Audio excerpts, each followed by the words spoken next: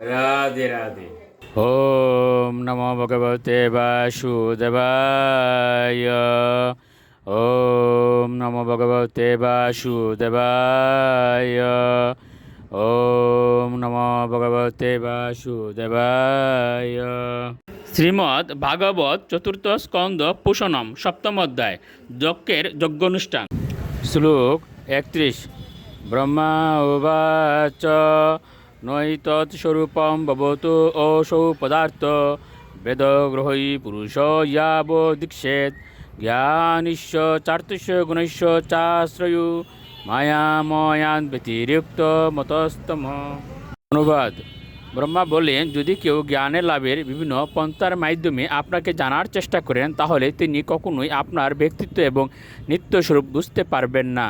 আপনার স্থিতি সর্বদাই জড় সৃষ্টির অতীত, কিন্তু অভিজ্ঞতা লব্ধ জ্ঞানের দ্বারা আপনাকে জানার প্রয়াস হচ্ছে ভৌতিক, কারণ সেই জ্ঞান অর্জনের উপায় এবং উদ্দেশ্য ভৌতিক। শ্লোক 32। ইন্দ্র উবাচ ইদম অপি অচ্যুত বিশ্বভাবনম বপুরানন্দ করমনুদৃশাম সুরবিদ্বিটক্ষ পনৈরুদাউদৈর ভুজদণ্ডৈরূপপন্নম অষ্টবীয়। অনুবাদ: দেবরাজ ইন্দ্র বললেন, হে ভগবান, প্রতিটি হস্তে অস্ত্র সম্মানিত আপনার এই অষ্টভুজ দিব্যরূপ সমগ্র বিশ্বের কল্যাণের জন্য প্রকট হয় এবং তা মন ও নেত্রের দ্বারা অত্যন্ত আনন্দদায়ক। এই রূপে আপনি ভক্ত বিদ্বেষী অসুরদের দণ্ড দেওয়ার জন্য সর্বদা তৎপর। শ্লোক 33। পত্ন উচু যজ্ঞ অয়ম তব যোজনায় কেন সৃষ্ট বিধ্বস্ত পশুপতি নাইদ্য দক্ষ কপাত তম নস্তম শব শয়নাব শান্তমেদম যজ্ঞ আত্মন নলিন রুচাদৃশা পুনিহি।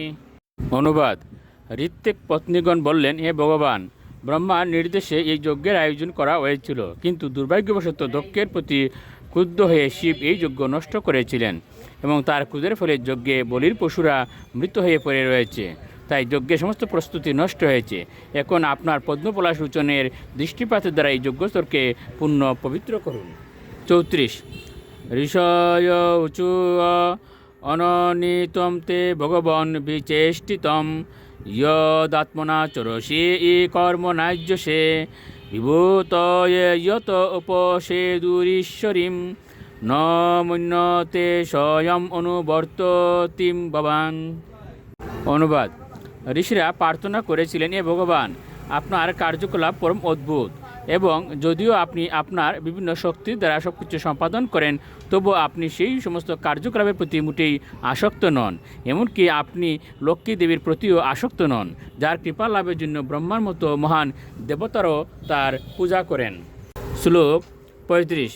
সিদ্ধা উচু অয়ম তৎকথামৃষ্ট পীয়ূষ নদাম মনোবারণ ক্লেশ দাবাগ্নিদগ্ধ তৃষার্তু অবগার ন সস্মার্দবম ন নিষ্কামতি ব্রহ্ম সম্পন্ন বন্য।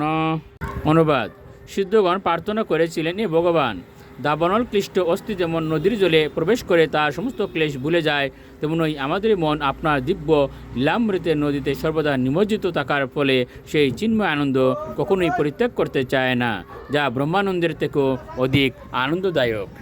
রাধে রাধে।